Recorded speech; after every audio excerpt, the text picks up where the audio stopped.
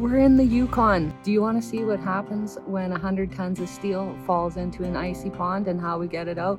Follow along into another one of my nightmares.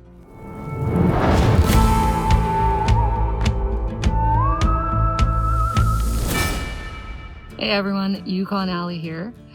Just a quick update for you. I am so sorry to have to tell you that tomorrow we will not have the recap episode.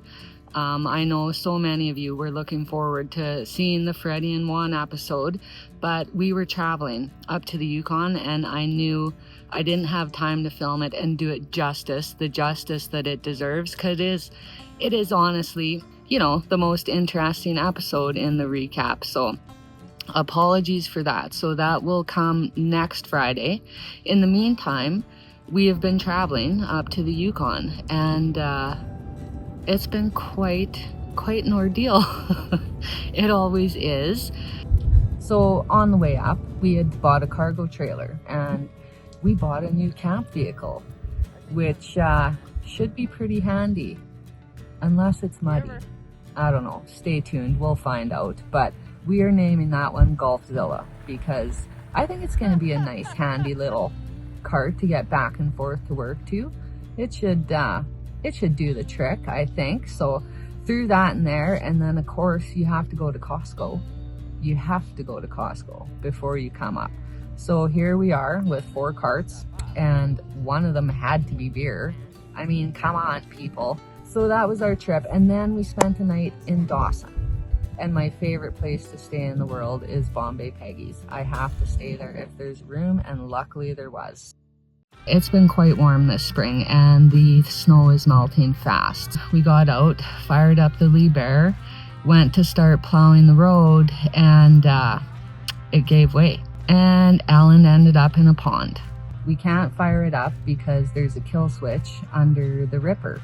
And that was under 3-4 feet of water, so there was no accessing that. Our neighbors, they came right over. As soon as they saw it happen, they started walking their big excavators over. So they tried to pull it out with one of their big excavators, which didn't happen, but they did get it upright. They came walking over with one of their big dozers.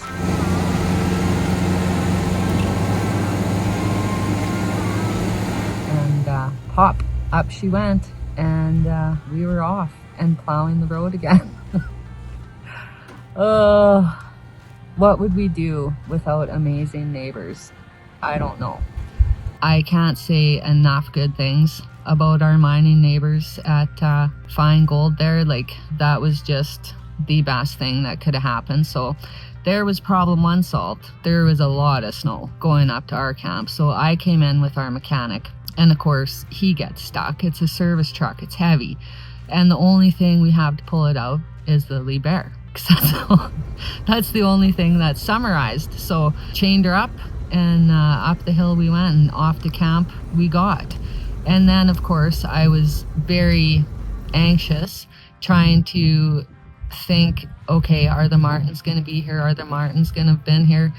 Put out the slides, and nope, somehow those little they got into my pasta cupboard and there it was, all over. But definitely not the mess we've had in previous years, and no glaciers in camp, which meant no floods. So hey, win-win, right? So anyways, that was our story of getting into camp. So I thought I'd give you at least something to just let you know that we're here. And so the live filming will begin very shortly. We are still going to continue with the recap episodes interspersed with some stuff that's happening this year, just to let you know what's going on in our world up here as we wait for the snow to melt and start stripping to find that good pay dirt. So until then, my friends, may your beer be cold and your pants heavy. Cheers.